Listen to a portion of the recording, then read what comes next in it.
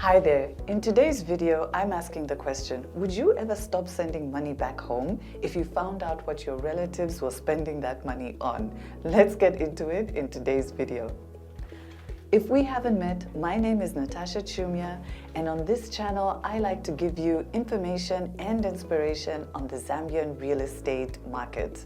If you haven't done so already, then please subscribe to our channel and hit that notification button so that you don't miss any of our videos. We also have a Facebook group where we like to take the discussions from these videos a little bit further. Alright, so let's get into today's video where I'm asking you, would you ever stop sending money back home?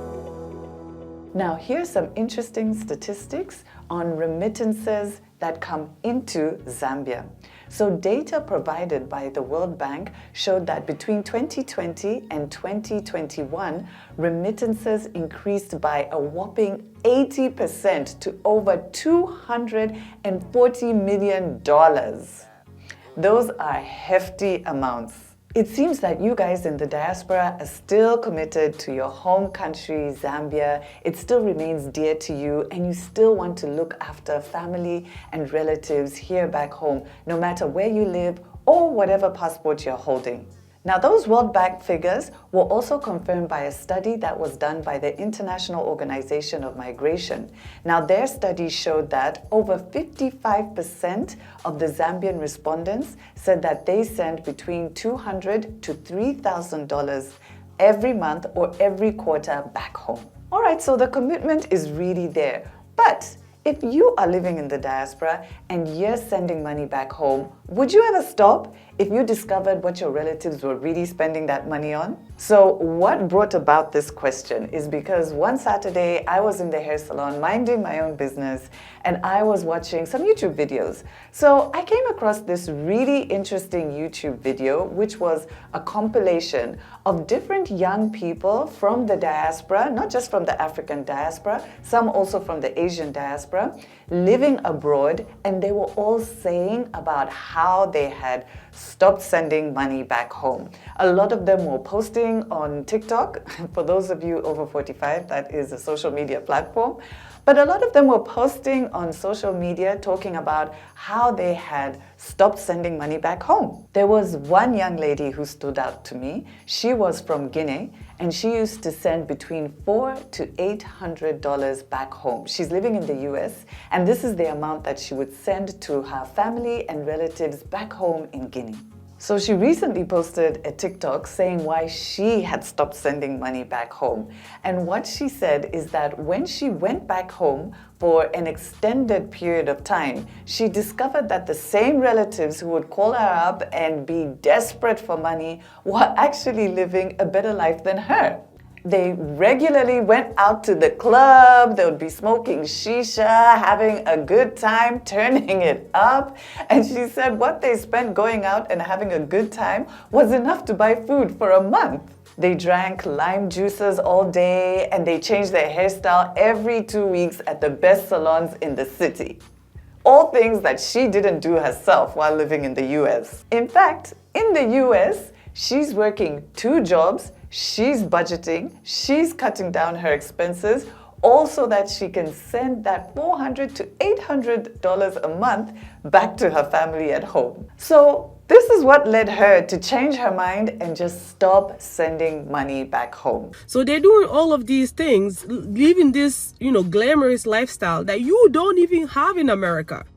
And I just sit there and I look at them, I'm like, I'm the one funding like half of this lifestyle, and I don't even have this lifestyle. So for me, it was about 8 years ago when I went there and I stayed longer. Then I realized, these people are not struggling. These people just need extra money to do all these glamorous things, to live large. I'm not living large, and I'm the one funding all of these expenses. So I made the decision that I'm not sending money to Africa anymore. Now, I found this really fascinating and very interesting because I remember something a client told me a few years ago. So she said that when she helps people back home, If she starts seeing them flexing on social media, posting on Facebook that they're going out, drinking more expensive drinks than her, then it's a wrap. She stops sending that relative money. So, of course, helping family back home is fine and it's good and it's what we do as Africans and as Zambians.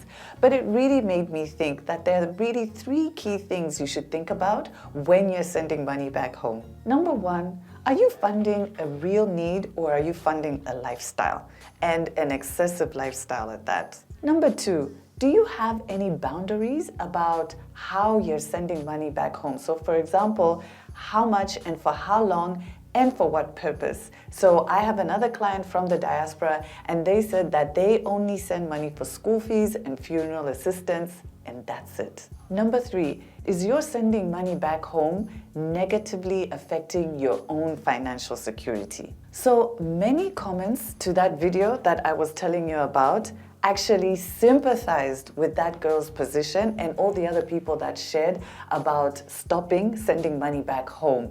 A lot of people in the comments actually sympathized with this position and gave their own accounts of how they too have stopped sending money back home.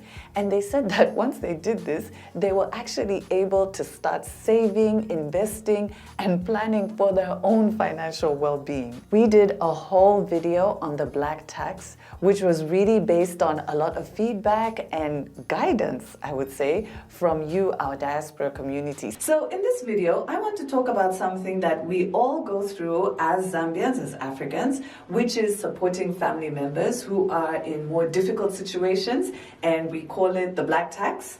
And sometimes we know it can be really, really stressful. It can be really burdensome. So how do we create wealth? How do we buy property while managing the black tax? So if you want to go deeper into that topic and also get some sort of boundaries or rules about how you can be assisting family members back home, then make sure that you watch that video. In addition, make sure that you're also working towards you and your family's financial security by either investing back home or buying a home back home. That is so key and so important. And of course, if you need help to do that, that's exactly why we're here. Our sole objective is to help you buy property back home in a safe and reliable way. And you can get in touch with us. Our contact details are below this video if you need help doing that. But the question of today is, would you ever stop sending money back home? Let us know what you think in the comments. We love to read all of the comments, and let's debate this issue in the comment section below. Alright, so I hope you found this video thought-provoking, and I hope that it sparked some kind of discussion and debate amongst you and your friends, family, your communities there where you are. Please share it with other Zambians in your community. We would love to also hear their thoughts, their views, and their experiences as well. We also have a Facebook group where we love to take these conversations a little bit further. So go ahead and join our Facebook group, which is the one that you're going to see on the screen. Otherwise, connect with us on social media. We love to chat with you guys there, and it's bye for now.